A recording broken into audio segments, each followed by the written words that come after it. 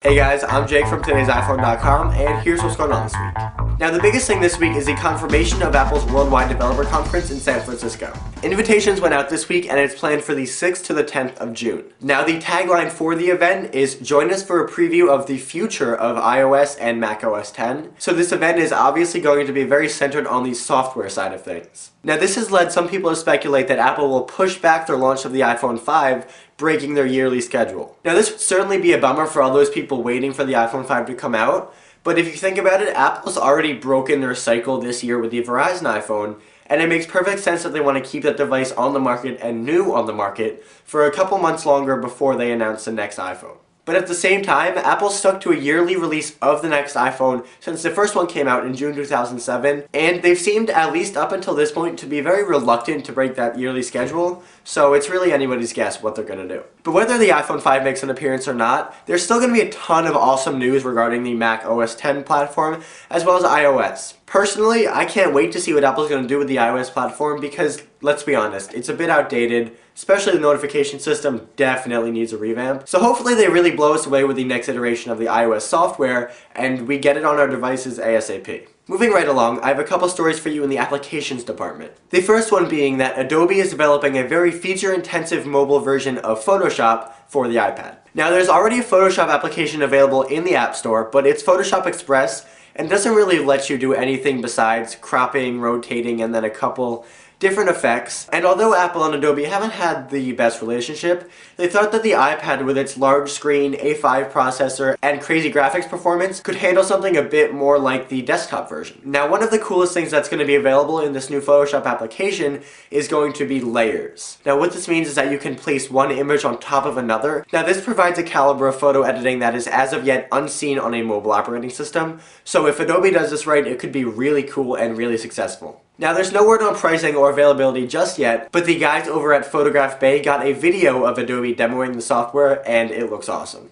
And the next bit of application news I have for you is regarding BBM on the iPhone. Now, there have been rumors swirling around for a while that BlackBerry is planning on bringing BBM to other mobile platforms like iOS or Android, but nothing has really happened yet. Now, this week, a Mac Rumors forum subscriber named Rihanna commented saying that she went to some sort of BlackBerry conference in Toronto, and that they confirmed that BBM will be coming to iOS devices on April 26th. Now, almost everybody got really excited about this because, I mean, it'd be cool to have BBM on iOS, but I say almost everybody because the people over at BlackBerry were pretty confused. In an official statement to BGR, RIM said that there was no conference in Toronto, no BlackBerry executives spoke any time in the weekend that she's talking about, and it doesn't look like iOS is getting BBM anytime soon. So this girl, whoever she is, has since been banned from the Mac Rumors forums, and although this particular story turned out to be false, RIM is still planning on bringing BBM to other devices sometime in the future, so hopefully it won't be too long. But to be honest, I'm a bit confused about all the hype surrounding BBM. I mean, it doesn't seem very different from text messaging, other than the fact that you can do group messages, but you can turn group messaging on in the settings of an iPhone already,